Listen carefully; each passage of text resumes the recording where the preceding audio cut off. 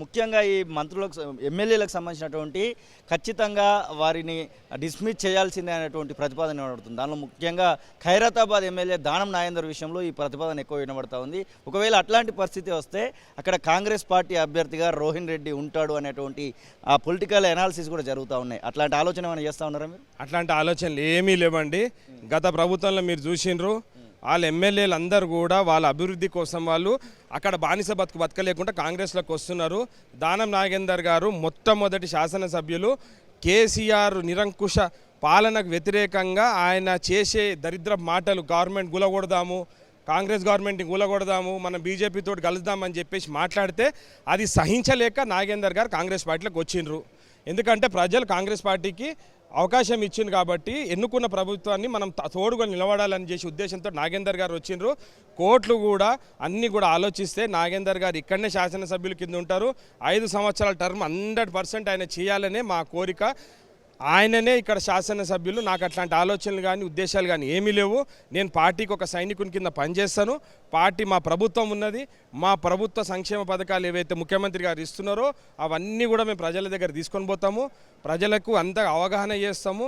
ప్రజలకు ప్రభుత్వానికి మధ్యలో ఒక వారధి లేక మేము ఉంటాము, వాళ్ళకు సాయం చేస్తాం అంతే. జిహెచ్ఎంసీ పరిధిలో కాంగ్రెస్ పార్టీ అధ్యక్షులుగా మీరు కొనసాగుతూ ఉన్నారు. హైడ్రా అనేది ఒకటి చాలా వినబడతా ఉంది. పొద్దున్న లేస్తే అక్రమార్కుల గుండెలో హైడ్రా రైలు పరిగెత్తినటువంటి పరిస్థితి. ఎట్లా అనిపిస్తుంది హైడ్రా పనితీరును చూస్తూ ఉంటే, ముఖ్యమంత్రి హైడ్రాకి ఇచ్చినటువంటి ఆ యొక్క వనరులను చూస్తూ ఉంటే? సార్ నేను ఒక మాట చెప్తున్నా, మీరు ప్రజలను అడగండి.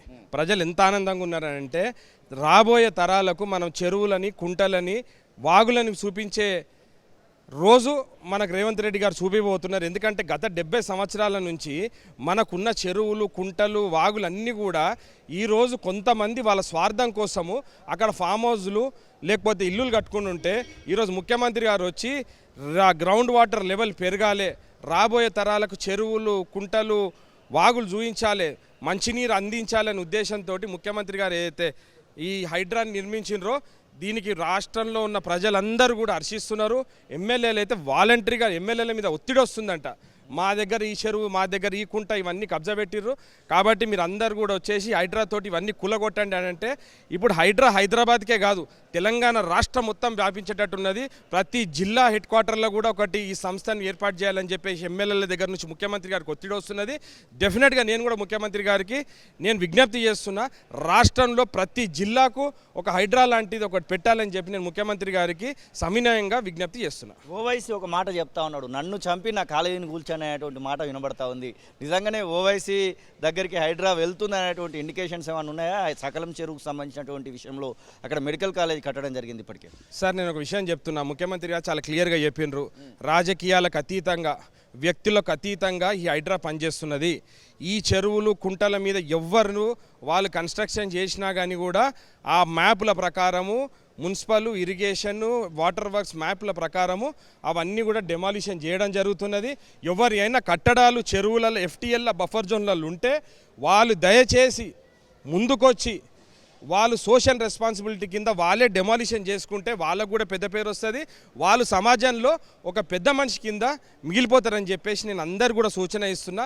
దానికి రాజకీయాలకు కానీ, వ్యక్తులకు కానీ, ఎవ్వరు కానీ అతీతం లేదు, ఏ పార్టీలకు కూడా సంబంధం లేదు.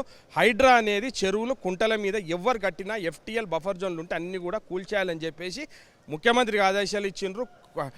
హైకోర్టు కూడా గైడ్లైన్స్ ఉన్నాయి. ఎందుకంటే మొన్న లంబా స్వాత్ర అని ఒక సోషల్ యాక్టివిస్ట్ మీద కోర్టులో కేసు వేసి ఆమె ఎప్పటి నుంచో కొట్లాడుతున్నది. ఇది ఒక సోషల్ రెస్పాన్సిబిలిటీ, ప్రజల కోసము ఉపయోగపడేది కాబట్టి ప్రజలందరూ కూడా ముందుకు వచ్చి వాలంటరీగా వాళ్ళే డెమాలిషన్ చేయాలని చెప్పి వాళ్ళకి విజ్ఞప్తి చేస్తున్నారు. అసలైన తొలి వెలుగు. ఫాలో వాట్సాప్ @తొలి వెలుగు official.